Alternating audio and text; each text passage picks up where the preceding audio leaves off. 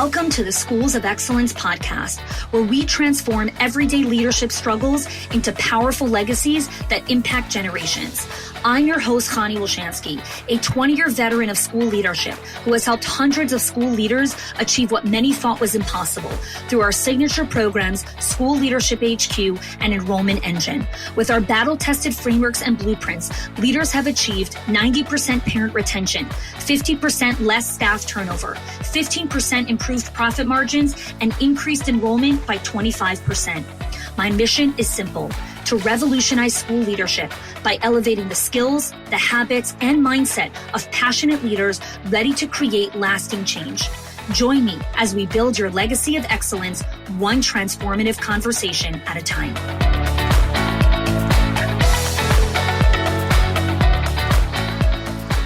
Welcome back to the Schools of Excellence podcast. Today we're talking about the 4 silent saboteurs of enrollment: first impressions, trust, confidence, and follow through. So I know you've seen this again and again and again, where parents love your school, they tour, they seem excited about your program, they say all the right things, and then they go somewhere else, right?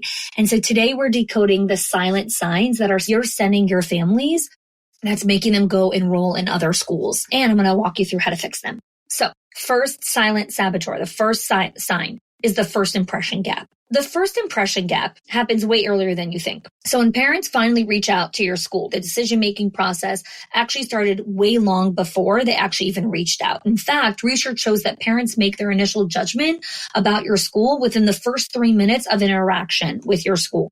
3 minutes. So let me share something that just happened a couple weeks ago. Okay, I was working with a school director who could not figure out why their inquiry to tour ratio was really low, right? They had a beautiful facility, great programs, competitive rates, but I listened to how their front desk was handling inquiry calls. So the parent would call and say, "I'm interested in your pre-K program." Okay. And so the person at the front desk would say, "Our pre-K program is $1,200 a month. Would you like to schedule a tour?" Okay. So it kind of like seems okay, like they're direct, they're professional, they're helpful. But here's what the parent actually hears when you say that: "We care about money first and your child second. Our pre-K program is $1,200 a month. Would you like to schedule a tour?" Another common one that happens is the parent will say, "What makes your school different?" And then the person at the front desk or the person who's running the tour will say, "Well, we have a great curriculum and amazing teachers." And everyone has a great curriculum and amazing teachers, right? And so what that signals to your parents is you're just like everyone else. So if you're just like everyone else, then I'm just going to do the race to the bottom of who's the cheapest, right? And so the first 3 minutes, parents are looking for the subtle signs that you understand them, their challenge, their needs, their parenting journey, right? So let's talk about another angle, right? Let's talk about your response time. You might think that taking a day to get back to a parent is acceptable. You're busy, they're busy, everyone understands each other. In today's world, every hour you wait is an hour that they're talking to other schools. So parents interpret your response time as an indicator of how responsive you'll be when their child is in your care. So this is exactly why you must have profit messaging in your school. It's not just about what to say, it's about how you demonstrate value in every single interaction, starting from the very first moment of them reaching out. And when you implement proper profit messaging with schools, your enrollment will increase. Same staff, same program, same rates. Just a completely different way of communicating value, right? And this is what's so important to understand when it comes to these silent killers. And I'm actually going to be talking about this in great depth inside of our Enrollment Engine program. What is the second silent sign that is hurting your enrollment? The trust signals. Okay. So a mom came in to tour and she was asking a lot of questions about the curriculum, like very detailed questions. She was saying things like, "What reading program do you use? How often do you assess? What approach do you have to phonics?" Now, what happens a lot is school leaders think, "Oh, wow, this is a parent who really cares about their child's education and their literacy." But here's what's actually happening.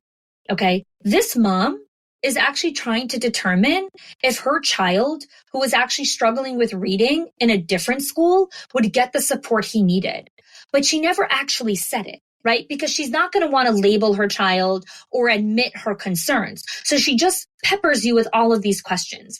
And this happens so much, right? Parents will ask questions about your schedule, right? Like, when are you open? When are you closed? When are you this? When are you? And then you answer every single question.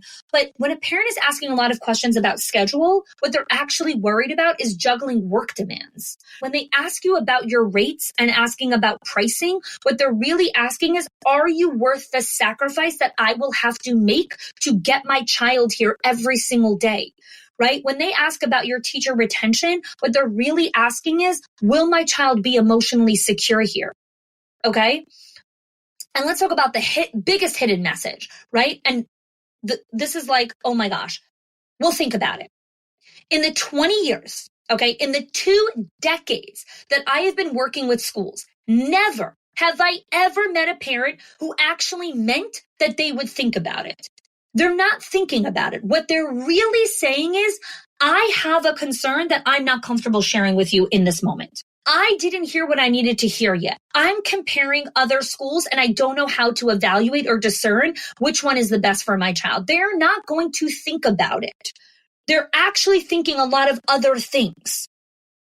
So when a parent comes and asks like 3 questions about your playground schedule or your playground, instead of just answering every single question, you can pause and say, it seems that outdoor time is really important to your family. Can you tell me more about that? And this actually happened in a school that we were working with. And it was really interesting because the parent actually told the director, she said, you know, in the school that my child's coming from, they actually shortened playground time for academics. And my child became really anxious and very stressed because of it. And so I want to know, what's your playground schedule? Now, here's the thing. Once the director knew that, now she can address the actual concern, not about like, how tall is your slide or how many bikes do you have outside? She doesn't care how many bikes there are outside. That's the question she's using to mask her concern of, will my child be able to play outside? And now the director was able to actually communicate like their commitment to balancing the education, the curriculum, and the space for play for healthy development. This is so important when it comes to trust signals. And it's a science, it's an art, but it is teachable. And I think that's so important to understand when you hear me communicating these silent signs that sometimes can sabotage enrollment. You need to understand, like, all hope is not lost. Like, this is 100% teachable and trainable. And we teach all of this inside of Enrollment Engine. And it's important for us to understand, like, oh my gosh, like, we are dealing with this inside of our center. Let's go to silent sign number 3, the confidence gap. This one is really fascinating because it actually has nothing to do with your program quality, and it actually has everything to do with how you communicate your program quality. So this will happen so often. You'll have 2 schools in the same neighborhood, very similar programs, very like similar competitively, and a family tours both schools. And the first school that they tour is a little bit cheaper, has a little bit more features, and they even have a newer facility, but the family doesn't enroll in that school. And here's why. The parent comes into the school and they ask the school, what's your approach to kindergarten readiness? So in the first school that is cheaper and has more features and a newer facility, the person who's responding to the tour says, well, we really try to incorporate all of these different things that really help them get ready for kindergarten. And, you know, let me actually check our curriculum guide, and then they pull out the curriculum guide. In the second school, that's more expensive, has less features, and doesn't even have as newer a facility. When the parent says, what's your approach to kindergarten readiness? The person who's doing the tour says, our kindergarten readiness program focuses on 3 key areas: academic foundations, social emotional skills, and learning independence. Would you like me to show you how we implement this in our pre-K curriculum? Come, let me show you. Same question, totally different energy, totally different result. Because what a parent picks up on is not what you say, it's how confidently you can communicate it. When you say, let me check, let me see, I'm not sure, we try, we usually, we did, blah, blah. It sends subtle signs of uncertainty, which causes so much anxiety in a parent, especially a first-time parent who's just like, I don't know what I'm doing, I'm so confused, I don't understand, whatever it is. Like, they are begging for your certainty and confidence. and they are wanting to be in that presence. And you can learn confidence. You can learn how to articulate things more clearly. You can learn how to speak with conviction. This is not a born skill of just like, oh, well, she was just born that way. She could just speak so confidently. I'll never forget, I was doing a training. This is, oh my gosh, almost a decade ago at this point. I was doing training for staff to prep them for parent conferences. And there was a teacher, and she was really insecure to speak in front of families. She was very, very good with the kids, very insecure in front of the families. And so the owner had brought me in to do some training with her and a couple of other teachers to build their confidence to speak with families. So I was going over different skills on like how to stand and how to sit and facial expressions and how to respond and all of these different things. And she was like, this is just so unfair because like, you're just such a natural. And I'll never forget that moment because I literally put my papers down and I turned my body to angle to her. And I said, and I held her hands, actually, I took her hands like onto me. And I said, my dear, there is no such a thing as you were born with this or this is your talent. No, every single thing that you want to have is a skill that you can learn. Creativity is a skill. Confidence is a skill. Awkwardness, you can be a recovering awkward person. You can actually learn how to not be socially awkward and how to not be uncomfortable when you walk into a room. There are signals, there are tools and resources that you can learn to learn all of these things, all of them. And I said, the notion that you're communicating to me is what you're telling me is, this is too hard. And so I'm just going to say, you're talented and therefore I can't do this. As opposed to saying, this is difficult. I need to work a little bit harder to learn these skills. And I said, I was not born learning how to have difficult conversations with parents. This is a skill that I've learned over time. And actually, what I'm doing right now for you guys is what someone did for me. I actually worked with an NYU child psychologist and specialist who worked inside of the school that I was teaching in. And I had to lead an extremely difficult conversation with both of the parents were there and the child's therapist. And there was like a lawyer that was also involved because the parents were divorced and they were all coming to the parent conference. And I had to lead this conference because I was the main teacher. And the child was about 2.5 or 3 years old at that point.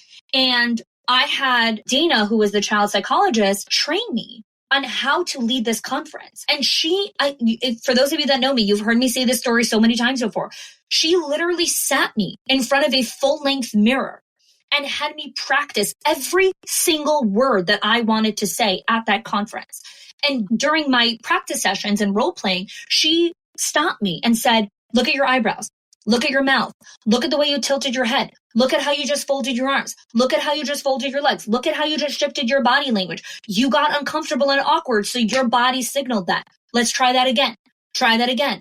And through practice and practice and practice, I learned how to not feel awkward and uncomfortable when I had to say certain things. It is a learned skill to not be awkward in certain situations. Think about anything when it comes to awkwardness, right? Like I remember the first time I went when I was pregnant with my first, and I went for my first visit to my OB to get treatment with Mendel. Oh my God, I was so uncomfortable. I felt so awkward. I was just like, oh my God, what the hell is going on here? 4 kids later, yeah, I'm totally fine walking into an OB's office. 15 years married, all of that. So where did the awkwardness go? Well, experience, time, understanding, where slowly over time, certain things just naturally go away. And certain things are awkward and uncomfortable because you just haven't developed that confidence in it. And so you have to learn that. You have to learn that. And so when directors and owners come to me and they're like, but the teacher's uncomfortable this, the teacher's uncomfortable, I'm like, you can teach her how to not be awkward. It's a skill. It's an actual skill, how to be more confident and how to signal that confidence and that exude that charisma. Absolutely, that's learnable. So I'll give you just some more examples here, right? So at the front desk, right, you'll have a parent ask, what's the pricing? And the person at the front desk will say, let me check my current pricing. Or a parent will ask about schedule flexibility. And the teacher will say, I think sometimes we allow that. Or the parent will ask about security protocol. And the assistant will say, I should probably let my director explain that. Every single time you don't speak with that level of confidence, the parent hears this team does not know their program. And so you need to understand this is not about having perfect answers. ever. It's about having confident ones. And when you train the same uncertain team in what I call confidence triggers, specific phrases, specific responses that convey certainty, your enrollment will go up. And I teach this all inside of Enrollment Engine. Let's go to silent sign number 4, the last sign, the follow-through factor. So the follow-through factor, and this one's like so heartbreaking because it happens after you've done everything right and you've given the perfect tour and the parent has fallen in love with your program, and then there isn't follow-up, right? There just isn't follow-up. Or the follow-up is generic. So this will happen also, right? A parent will tell our school, they'll get a generic thank you for touring email the next day, right? This automated response that goes out. They tour a different school, and in the follow-up, the school sends a personalized note referencing specific things that the child got excited about during the tour, right? Including a photo of the classroom where their child would be, and had the teacher send a quick welcome video. And by the way, all of these scripts of like referencing things, all of those things, we have templates for all the personalized scripts inside of our profit pipeline under the lead management part of our curriculum, where I literally created phone scripts, email scripts, text message scripts. And then there's like a plug and play where you can get personalized with what you saw at the tour so that you can follow up with the family properly and your conversion rate will dramatically increase for that family. So here's what parents are actually doing after they tour the school, right? They're replaying moments from the tour in their mind, and they are looking for red flags. That is human nature. They are trying to remember all the important details that you shared. They're second guessing their initial excitement. This happens all the time. We second guess our initial excitement, and they're comparing you to other schools. So while they're doing all of this internal processing, schools make a fatal mistake. They give parents space to decide. Meanwhile, other schools are actively nurturing that initial connection into an enrollment decision. This is not about choking the person. This is about understanding how to properly nurture someone after they came into your world. And so your thing of like, I don't want to be pushy. I want to give them space. I'm not asking you to choke people. And I'm not telling you to do that. And I'm not telling you to oh my God, don't be on top of them. No. There is a difference between choking and being on top of them and creating a natural nurture follow-up. And it can be taught. There are templates for that. It is 100% teachable. And I teach this all inside of Enrollment Engine. When you can watch a school's numbers transform by literally changing these little things in the enrollment process, from taking a generic thank you email to actually start doing perfect fit confirmations, which is a personalized message that outlines why that family is a perfect fit for your school based on what the parents shared during the tour, what their child saw, all of that, your conversion rates will dramatically increase, right? I'm going to show you how to read and respond to silent signs, build trust signals into every parent interaction, create a unified enrollment message across your team, and turn parent objections and hesitations into enrollment decisions. All of these things are inside of our curriculum of Enrollment Engine. A thing to remember most importantly about these 4 silent saboteurs, every single one of them is fixable. Every single one of them. Looking forward to welcoming you. If you are loving the Schools of Excellence podcast and have gotten any value out of it for your school, I would love if you can do 2 things for me. 1, subscribe to the show so you never miss an episode. And 2, can you please leave us a review? Reviews help other school leaders know that this is the place to learn how to build a school of excellence. And I would be so grateful if you can do that for us. Your help and support makes this show to be able to be listened by the thousands of other school leaders all around the world. Thanks so much for listening, for giving us your time and attention each and every week. And I appreciate that you have joined us.